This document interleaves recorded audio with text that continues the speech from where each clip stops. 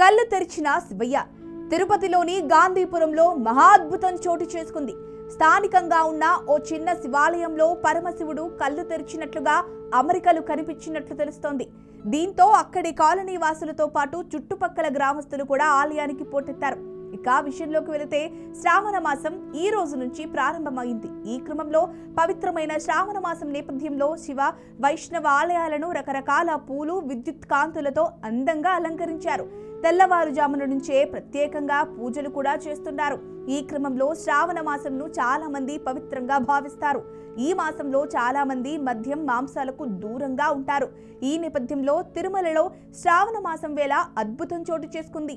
కలియుగ వైకుంఠపురిలో అనగా తిరుమలలో ఒకవైపు సాక్షాత్తు ఆ 7 కొండల మీద శ్రీ వెంకటేశ్వర స్వామి వెలిశాడు. అంతేకాకుండా శ్రీవారి దర్శనానికి ప్రతిరోజు దేశవ్యాప్తంగా పెద్ద ఎత్తున భక్తులు తరలివస్తుంటారు. ప్రస్తుతం శ్రావణ మాసం కావడంతో ఆ సంఖ్య మరింత పెరిగింది. ఈ నేపథ్యంలో 7 కొండలపై ఓ అద్భుతం చోటు చేసుకుంది. తిరుపతిలోని గాంధీపురంలో స్థానికంగా ఒక చిన్న శివాలయం ఉంది. ఆ ఆలయంలో శివలింగం కళ్ళు తెరవడం ప్రస్తుతం అందరినీ ఆశ్చర్యానికి గురి చేస్తుంది. శివుడికి 3వ కన్ను ఉంటుందంటారు. అయితే ప్రస్తుతం గాంధీనగర్ లో ఉన్న రామలింగేశ్వర స్వామి ఆలయంలో శివలింగం స్పష్టంగా కళ్ళు తెరిచినట్లు కనిపిస్తుంది. ఇక ఈ వార్త ఆ చెవినా ఈ చెవినా పట్టంతో 7 కొండలు పాకిపోయింది. దీంతో స్వామివారిని చూసేందుకు భక్తులు తండోపతండాలుగా తరలి వస్తున్నారు.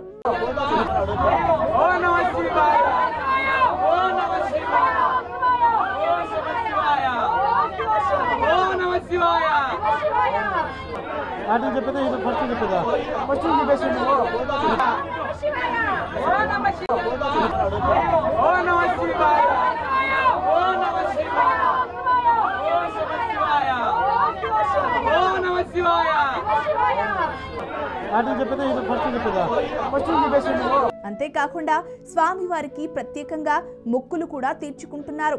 మరోవైపు లింగం స్పష్టంగా కళ్ళు తెరిచినట్లు కనిపిస్తుండటంతో అక్కడున్న భక్తులు భావోద్వేగానికి గురవుతున్నారు.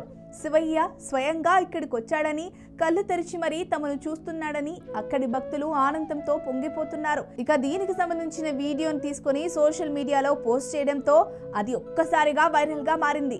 దీన్ని చూసిన నెటిజన్లు శ్రావణ మాసం వేళ అది కూడా తిరుపతిలో ఇలాంటి ఘటన జరగడం అద్భుతమంటూ కామెంట్లు చేస్తున్నారు.